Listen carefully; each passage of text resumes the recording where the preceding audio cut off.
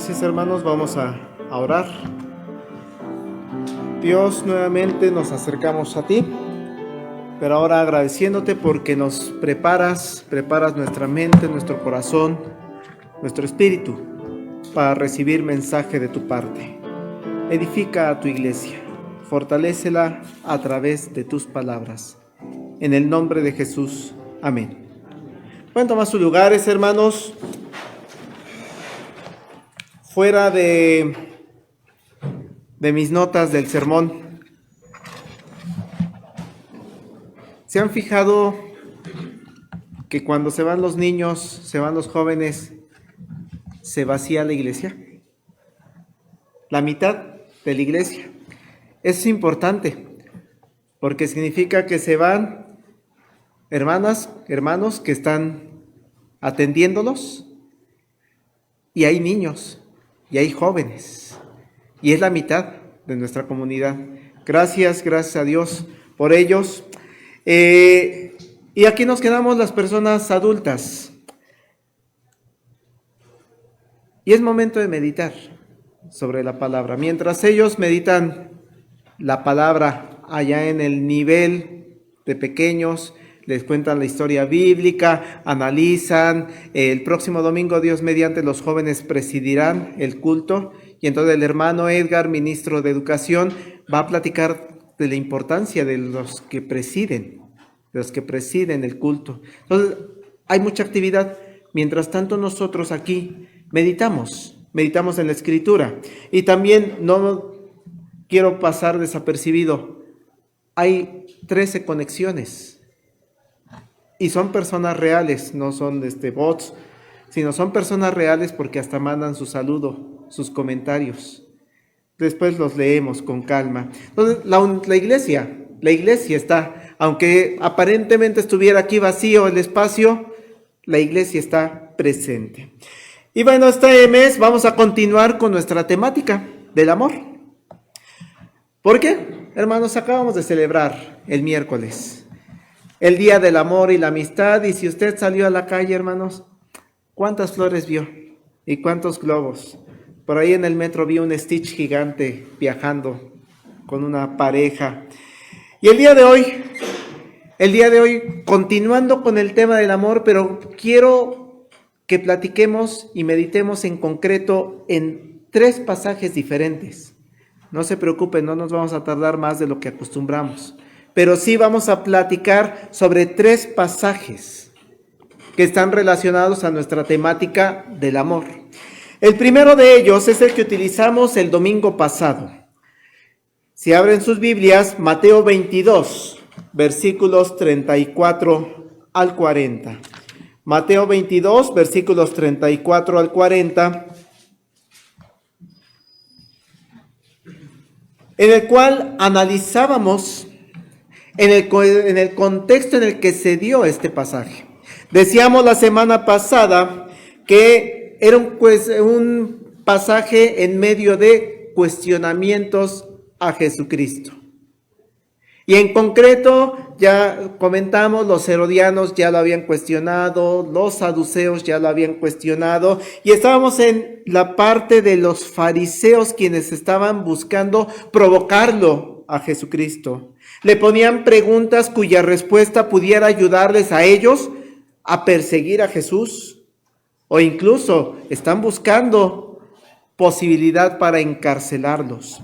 ¿Y recuerdan cuál es la pregunta que le hacía a este grupo de los fariseos? En el verso, se me fue, Mateo 22, 34, en el verso 36, ¿cuál es el gran mandamiento de la ley? La respuesta inmediata de Jesús, decíamos, fue basada en la Escritura. Deuteronomio 6:5. Amarás a Jehová tu Dios de todo tu corazón, de toda tu alma y con todas tus fuerzas. Eso dice Deuteronomio, y decíamos, Jesús cambia la palabra por mente, ¿no? ¿Por qué? Por el contexto en el cual se encuentra Jesucristo, en donde los griegos dan gran preponderancia a las cuestiones de la mente. Pero ahora, no perdamos de vista, hermanos, que solamente la pregunta era, ¿cuál es el principal mandamiento. Solamente habían preguntado por uno. ¿Y qué es lo que hace Jesús?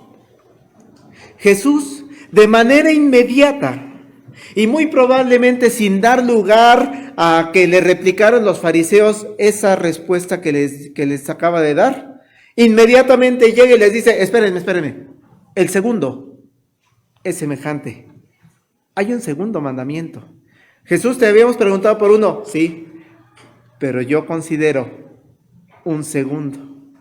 El cierre de su respuesta a esa pregunta, ¿cuál es el gran mandamiento?, es fundamental para entender por qué tenía que hablar de un segundo mandamiento. ¿Qué dice el verso 40, hermanos?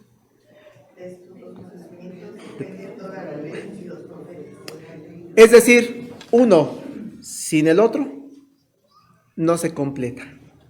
Queda trunco.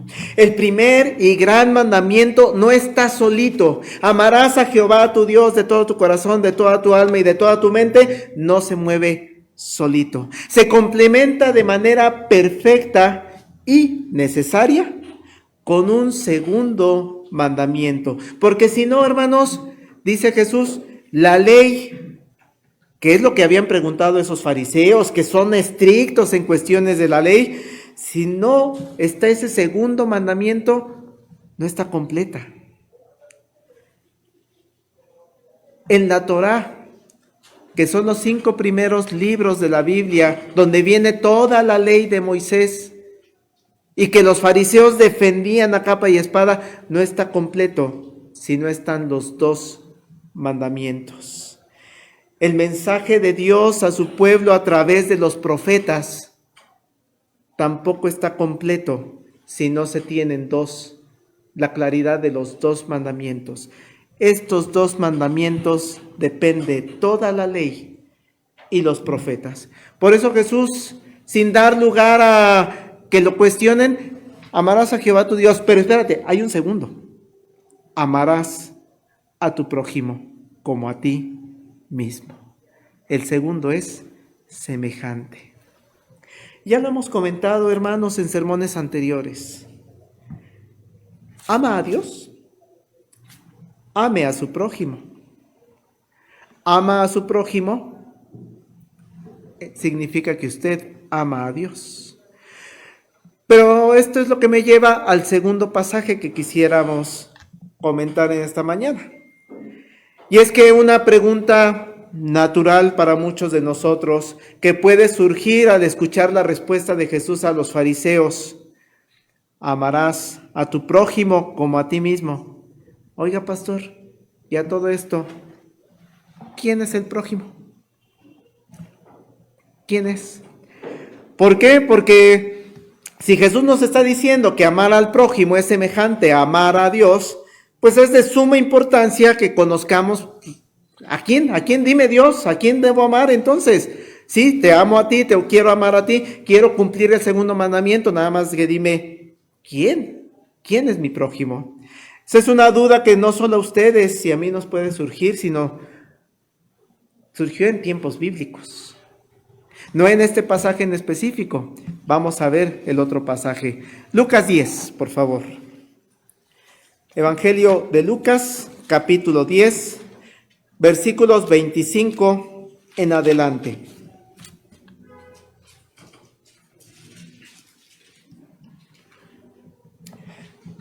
Dice ese pasaje de Lucas: he aquí un intérprete de la ley se levantó y dijo para probarle: Maestro, ¿haciendo qué cosa heredaré la vida eterna? Él le dijo: ¿qué está escrito en la ley? ¿Cómo lees? Aquel respondiendo dijo: amarás al Señor tu Dios con todo tu corazón y con toda tu alma y con todas tus fuerzas y con toda tu mente, y a tu prójimo como a ti mismo. Le dijo: bien has respondido, haz eso y vivirás. Pero él, queriendo justificarse a sí mismo, dijo a Jesús: ¿y quién es mi prójimo? Nuevamente, hermanos, estamos enfrentando a Jesús con un experto en la ley.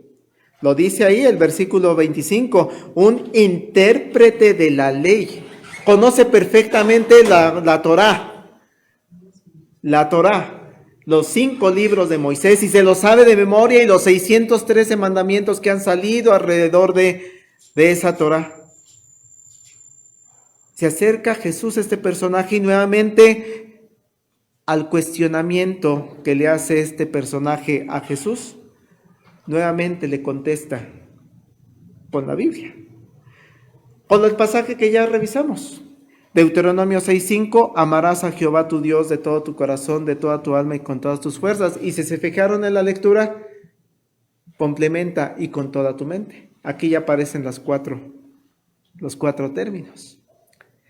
Pero después también nos deja ver que el segundo mandamiento forma parte de las leyes dadas por Dios en el Antiguo Testamento. Lucas 19:18. Levítico 19:18. Dice este pasaje: no te vengarás, ni guardarás rencor a los hijos de tu pueblo, sino amarás a tu prójimo como a ti mismo, yo Jehová. ¡Wow! Resulta que el segundo mandamiento que da Jesús también tiene sustento bíblico. También tiene sustento en la misma ley de Moisés. Tiene sustento bíblico en la respuesta que está dando el Señor Jesucristo. No te vengarás ni guardarás rencor a los hijos de tu pueblo, sino amarás a tu prójimo como a ti mismo, yo Jehová. Y entonces lo que le está diciendo Jesús a este personaje que lo cuestionó, le dice: a ver, tú eres intérprete de la ley, tú eres un experto en los temas de la ley, y claro que tú conoces estos 2 mandamientos que están en la Torá. Así que lo que debes hacer para heredar la vida eterna, que es lo que me preguntaste, es ve y cúmplelos. Eso es lo que tienes que hacer: amar a Dios y amar a tu prójimo como a ti mismo. Pero llamar la atención, hermanos, que aunque se sepa de memoria este personaje, esos pasajes, esos versículos de Levítico, de Deuteronomio, lo lleva a plantearle la duda a Jesús, para justificar probablemente que él no estaba cumpliendo en cabalidad esos 2 mandamientos. Jesús le dijo: ama a tu Dios y ama a tu prójimo. Seguramente se turbó el intérprete de la ley y dice: bueno, sí, me lo sé. Pero, y a todo esto, pues, ¿quién es mi prójimo? ¿Quién es mi prójimo? Y es que si nos fijamos en la descripción que da el pasaje de Levítico, podríamos llevarnos a pensar que muy probablemente es lo que pensaba también el pueblo judío: el prójimo era otro judío. Leo nuevamente Levítico 19:18. No te vengarás ni guardarás rencor a los hijos de tu pueblo, sino amarás a tu prójimo como a ti mismo, yo Jehová. Y entonces la interpretación de aquellos fariseos cuando dice a los hijos de tu pueblo, pues es alguien como yo, de mi mismo pueblo. Pues mi prójimo es otro judío. Ese del otro pueblo, ese no es mi prójimo. El de aquel pueblo no es mi prójimo, y nadie es mi prójimo más que los de mi mismo pueblo. Esa es la idea que corre en los tiempos de Jesús. Sin embargo, la respuesta de Jesús ante la pregunta: ¿y quién es mi prójimo?, esperando la respuesta, pues el judío que está junto a ti. No, la respuesta de Jesús no es una respuesta directa, sino es una respuesta a través de una parábola para dar otra visión acerca de quién es el prójimo. Vean de los versos 30 en adelante, de Lucas 10. Respondiendo Jesús dijo: un hombre descendía a Jericó y cayó en manos de ladrones, los cuales le despojaron e hiriéndole se fueron, dejándole medio muerto. Aconteció que descendió un sacerdote por aquel camino y viéndole, pasó de largo. Asimismo un levita, llegando cerca de aquel lugar y viéndole, pasó de largo. Pero un samaritano que iba de camino, vino cerca de él y viéndole, fue movido a misericordia y acercándose vendó sus heridas, echándoles aceite y vino, y poniéndole en su cabalgadura lo llevó al mesón y cuidó de él. Otro día al partir sacó 2 denarios y los dio al mesonero y le dijo, cuídamele, y todo lo que gastes de más, yo te lo pagaré cuando regrese. Es importante, hermanos, en esta lectura identificar a los personajes de esta parábola para que podamos definir quién es el prójimo. Esa es la pregunta que está respondiendo esta parábola. Y yo no sé si ustedes ya identificaron quién es el prójimo. En primer lugar, hay un hombre viajero, no tiene nombre, no tiene nacionalidad. Lo que se sabe, de acuerdo a lo que acabamos de leer, va de Jerusalén a Jericó. Muy probablemente está cometiendo un descuido grave este personaje. Porque en esos tiempos, en esos caminos, es un camino entre montaña, bajando la montaña. Por lo tanto, hay personas que están buscando asaltar, escondidas, en las cuevas que se generan, en los espacios que se van generando. Así que recorrer ese camino de Jerusalén a Jericó era de gran peligro. Comete una imprudencia este hombre, sí, ir solo. Por lo regular, dicen los escritores, esas rutas se recorrían en caravana. ¿Recuerdan cuando Jesús fue al templo, no? Iban un chorro de personajes, porque recorrer solo te ponía en riesgo. Y entonces, por eso a ese personaje le pasa lo que le pasa. Lo asaltan, lo golpean, pero también es importante, lo golpean al nivel de prácticamente dejarlo muerto, moribundo.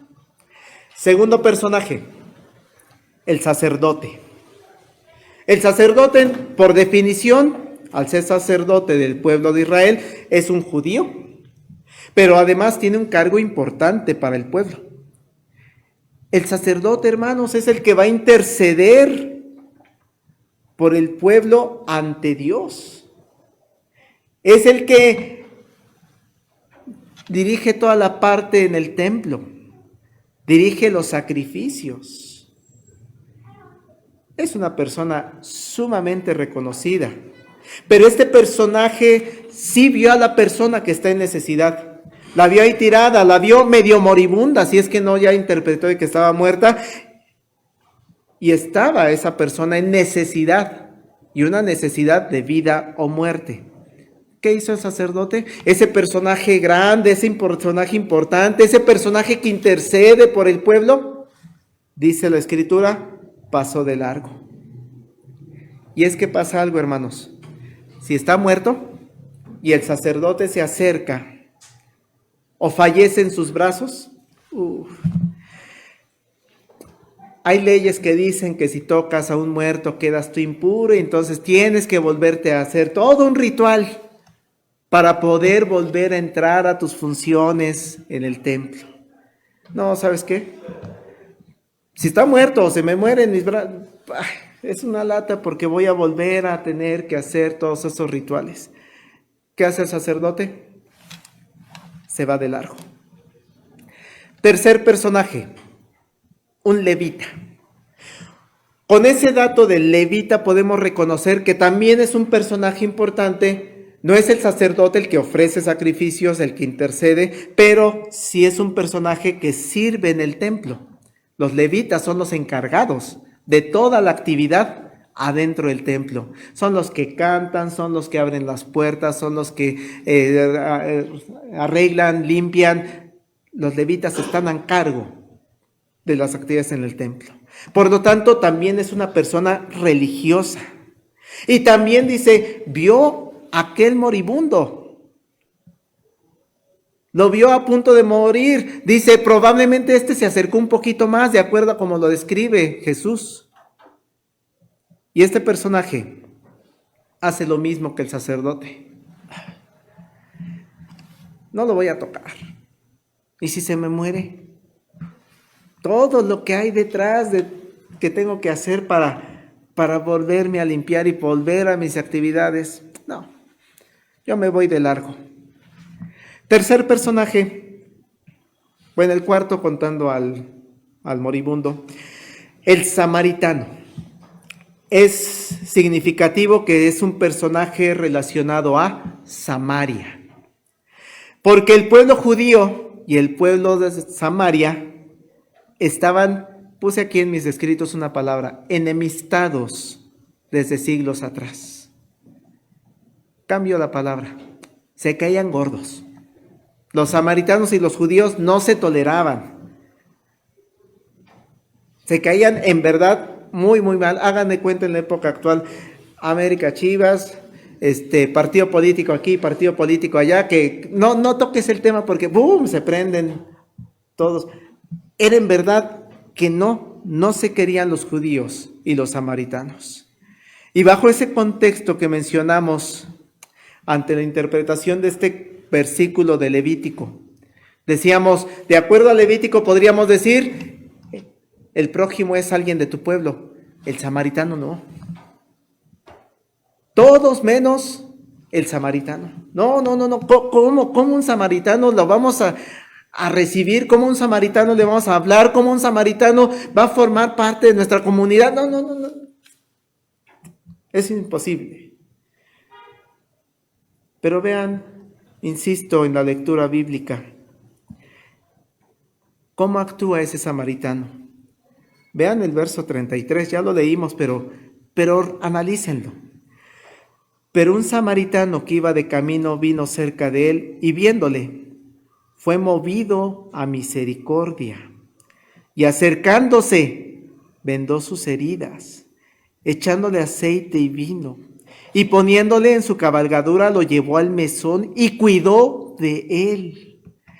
Otro día al partir sacó 2 denarios y los dio al mesonero y le dijo, cuídamelo y todo lo que gastes de más, yo te lo pagaré cuando regrese.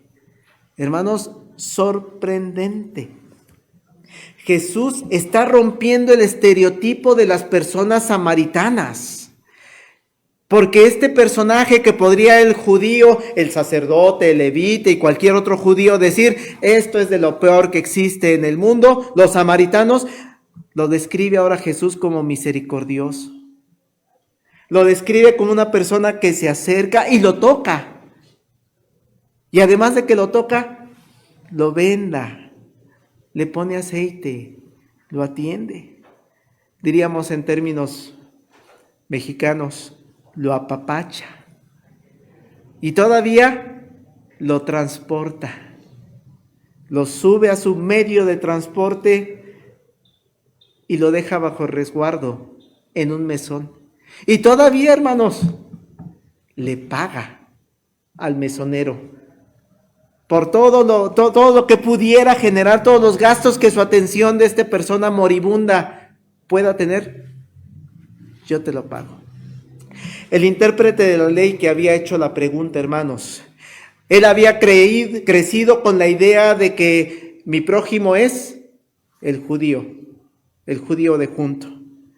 El samaritano, no me importa. No me importa. El de allá, no me importa. Solamente los cuates, los judíos. Y ahora es confrontado en sus creencias porque ni el sacerdote ni el levita pudieron representar que ellos cumplían la ley de Dios. Recuerden que todo esto está en la ley de Dios. La pregunta que hace Jesús, hermanos, todavía es más sorprendente. Verso 36. ¿Quién pues de estos 3 te parece que fue el prójimo del que cayó en manos de los ladrones? ¿Qué contestarle a Jesús? El sacerdote es el que se hizo prójimo. El levita es el que se hizo prójimo. No, porque a ellos les importó más su posición religiosa, sus actividades que tenían que hacer, el problema que se iba a generar por atender a ese necesitado. Preferían dejar morir a alguien de su mismo pueblo, muy probablemente, antes de atenderlo. ¿Quién pues de estos tres te parece que fue el prójimo del que cayó en desgracia? La respuesta es la más natural, ¿no? La más humana. El intérprete de la ley dice, no le queda de otra más que decir, pues el que usó de misericordia con él. Quiero resaltar, hermanos, la pregunta que hace Jesús, Jesús no le pregunta quién fue el prójimo con base en la persona que tiene la necesidad. A veces pensamos que el prójimo es el que está necesitado, el que está tirado, y sí es correcto. Pero Jesús preguntó, ¿quién de estos tres, no el que está tirado, quién de estos tres fue el prójimo? Lo damos por sentado de que es prójimo porque tiene necesidad, necesita la atención, pero Jesús no pregunta por este. Jesús pregunta por quién es el que hizo de prójimo. ¿A quién le podemos poner el título de prójimo? Por eso me gusta cómo lo dice la versión Dios habla hoy. Este mismo versículo. Pues bien, ¿cuál de estos tres te parece que se hizo prójimo del hombre asaltado por los bandidos? ¿Quién de estos tres se hizo prójimo? No era prójimo, sino esa necesidad lo llevó a hacerse el prójimo. El samaritano, cuando salió de su casa esa mañana, no era el prójimo de esa persona tirada, asaltada. No era el prójimo. Se convirtió en prójimo cuando actuó y cuando salió en ayuda del necesitado. Cuando fue sin detenerse y sin pensar en lo que eso implicaría, necesita ayuda, yo voy a ser quien le va a dar ayuda. Se hizo prójimo cuando estableció ese lazo con la persona herida, cuando le dio la atención. Se convirtió en prójimo de otro prójimo cuando se atendió la necesidad de este prójimo. Y eso es lo que está implícito en el Levítico, en el pasaje de Levítico y en el de Mateo. No te vengarás ni guardarás rencor a los hijos de tu pueblo, sino amarás a tu prójimo como a ti mismo. Yo, Jehová. El segundo es semejante. Amarás a tu prójimo como a ti mismo. De estos dos mandamientos depende toda la ley y los profetas. Y esa es parte de la invitación, hermanos, a esta mañana, a la iglesia Getsemaní. Amemos al prójimo como a nosotros mismos. ¿Por qué? Es el segundo mandamiento. Es semejante a amar a Dios con todo nuestro ser. ¿Y por qué amar al prójimo? Porque si amo a Dios y no amo al prójimo, no se complementa la ley y los profetas. Pero una segunda invitación, hermanos, en esta mañana es, vamos a ser prójimos, ustedes y yo. Como iglesia nos rodean personas que están pasando por problemas, por necesidades, momentos difíciles. Ellos son los prójimos a los cuales tenemos que ayudar. Pero también nosotros, como iglesia, seamos prójimos, así como lo fue el samaritano. Acerquémonos nosotros a las personas que están en necesidad. Tengamos de ellos misericordia, que es una palabra que nos ponía la familia Quintero en su petición de oración. Que la iglesia sea misericordiosa. Acerquémonos a aquellas personas que están pasando por sufrimiento. Toquémoslos, ayudemos en su sanación, acompañémoslo. De ahí la importancia, hermanos. Los días que tenemos Santa Cena, recogemos una ofrenda de misericordia. Y gracias a Dios, los diáconos administran esta ofrenda y ellos han estado utilizándola cuando se enteran de, tengo problemas económicos. Diáconos, hay una persona de nuestra iglesia que tiene problemas económicos. Tengo problemas de salud y los costos de los medicamentos o estudios, los diáconos van. Pasó esto, los diáconos han estado repartiendo en la medida de las posibilidades de los recursos esa ayuda de misericordia. gracias a Dios, vamos siendo prójimos. Quiero pasar de manera muy corta al último pasaje, porque todo esto tiene que ver con el amor. Pero ahora el contexto nos lo presenta el discípulo amado, Juan, quien es el escritor que nos lleva a uno de los momentos de mayor intimidad que tiene Jesús. Juan es el único que describe con mucho detalle, hermanos, lo que se dijo en la Santa Cena. Todo lo que se platicó en esa noche, previa a la muerte de Jesús, entre Jesús y sus discípulos. Sabemos que esa noche sería atrapado, encarcelado, después sería juzgado, sentenciado y llevado a la muerte. Pero Juan nos mete al privado, al momento antes de que ocurra todo lo demás. Juan 13, por favor, que es el pasaje que leímos. El verso 1 nos pone en ese contexto. Antes de la fiesta de la Pascua, sabiendo Jesús que su hora había llegado para que pasase de este mundo al Padre. Es decir, estamos en una fiesta de la Pascua que viene en el Antiguo Testamento establecida, y dice el verso 2, cuando cenaban, como el diablo ya había puesto en el corazón de Judas Iscariotes, hijo de Simón, que le entregase. Vean quién está presente. Y ya estaba haciendo su trabajo, el diablo. Ya había entrado en Judas. Verso 11, estoy poniendo el contexto. Verso 11, porque sabía quién le iba a entregar. Por eso dijo, no estáis limpios todos. Jesús sabía que había un traidor, ahí sentado con ellos. Verso 21. Habiendo dicho esto, se conmovió en espíritu y declaró y dijo, de cierto os digo que uno de vosotros me va a entregar. ¿Qué frase tan dura esa de se conmovió en espíritu? Jesucristo. Imagínense el estado de Jesús, porque Él sabe quién lo entrega, Él sabe que es la última noche, están en una fiesta, Él tiene que presidir la fiesta. Versos 27 en adelante. Después del bocado, Satanás entró en él. Entonces Jesús le dijo, lo que vas a hacer, hazlo más pronto.